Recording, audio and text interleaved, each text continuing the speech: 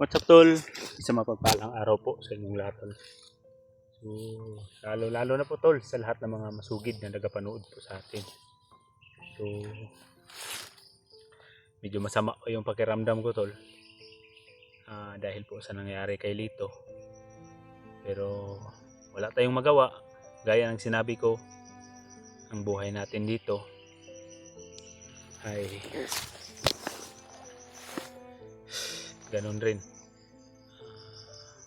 Sayang ba kung isipin, sayang yung buhay ni Lito dahil yun na talaga yung araw o perfect timing na nagbago siya para tumulong sa amin, pero yun ang nangyari na hindi natin inaasahan na mga pangyayari tol. Saka pang yung tao nang gusto na sana nagbago pero binawian pa niyang buhay. Masakit man isipin, pero kaya nang sinabi ko, wala tayong magawa at kailangan natin tanggapin.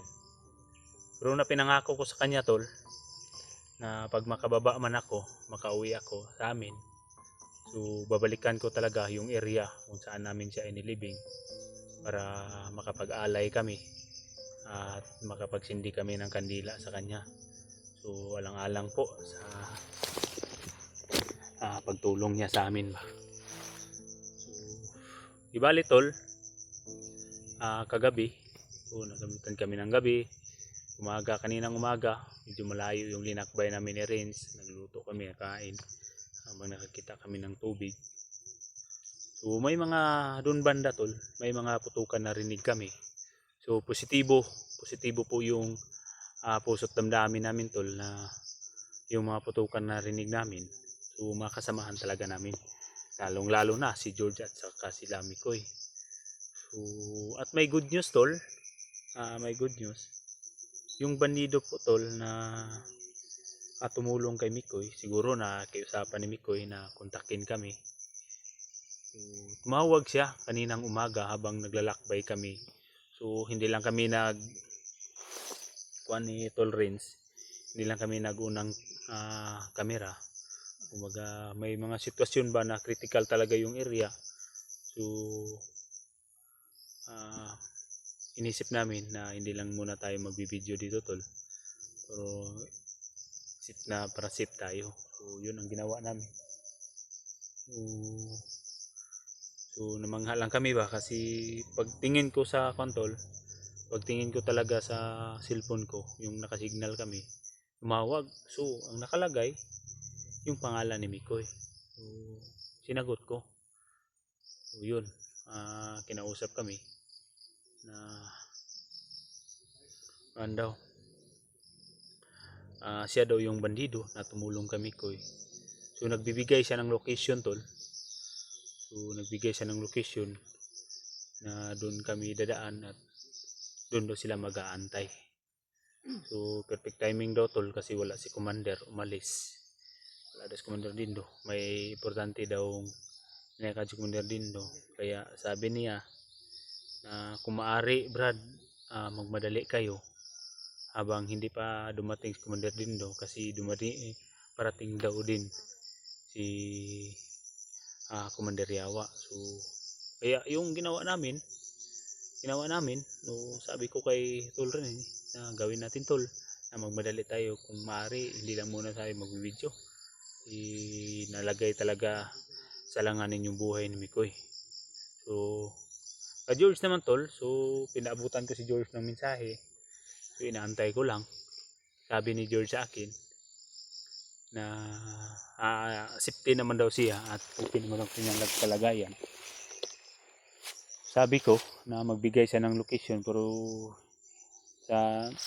hindi pa talaga masanay si George tol kung paggamit ng cellphone. Kaya hindi daw niya alam kung paano magbigay ng location. So hinayaan ko na lang. Ganito na lang, pag may nakasignal ka, kontakin mo lang kami. Kasi yung cellphone na ginamit niya, pwede ko man yun i-access. Pwede ko yun ma-monitor pag may mga perfect timing o signal ako. So yun tol, patuloy tayo. At gaya ng sinabi ko tol, na hindi tayo magtatagumpay sa lahat ng ating misyon kung hindi tayo magtiwala doon sa itaas sa Panginoon. masakit man ang nangyari sa aming muling ay sa sandaling pagsama namin kay Lito. Pero yun, hindi man sayang ang kanyang buhay kasi madali siyang kinuha, pero at least napatawad natin siya at nagpakita pa siya ng magandang kalooban sa pagtulong.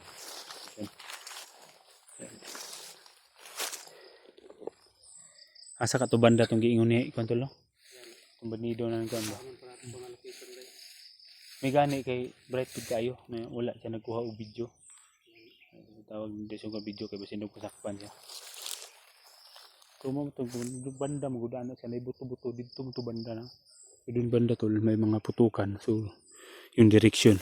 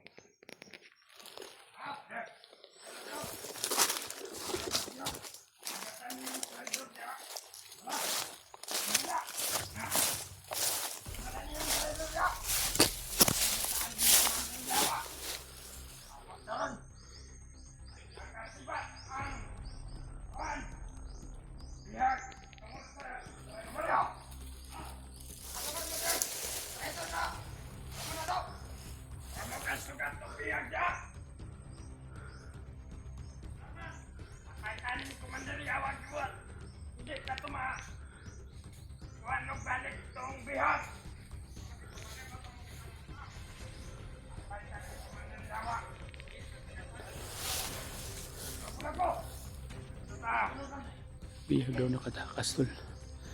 So, pagaan yung pag-aramdam ko dito.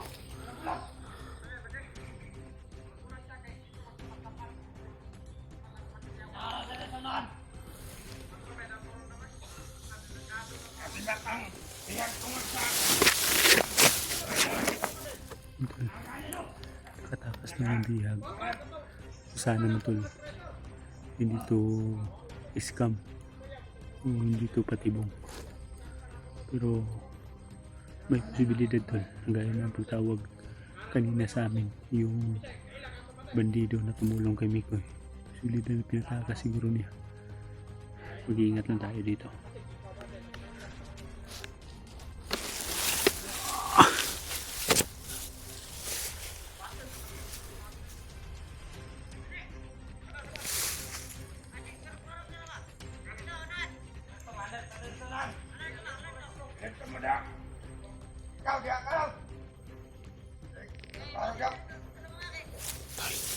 Dagan kayo sila tol. Nakatakas ng bihag bro. Dili tayo kumpiyansahan eh. Pasig, patibong.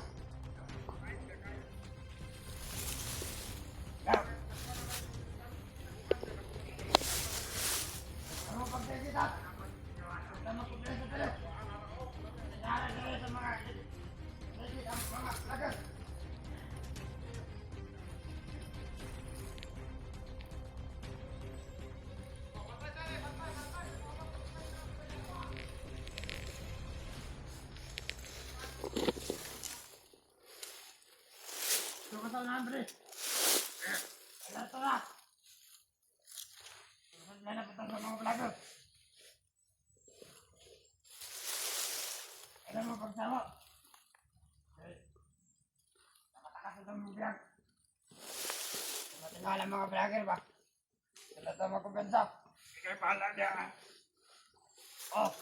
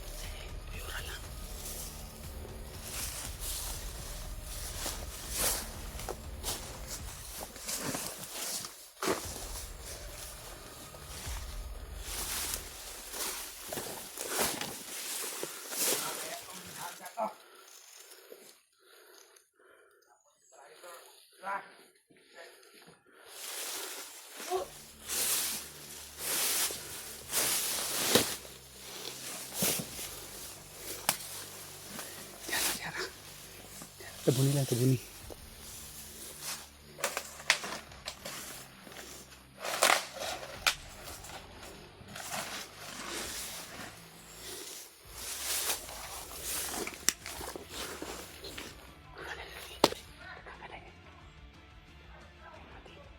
Yung mga pusis sa banda.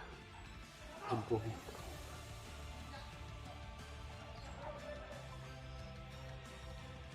Kita ba? Kita suko na to.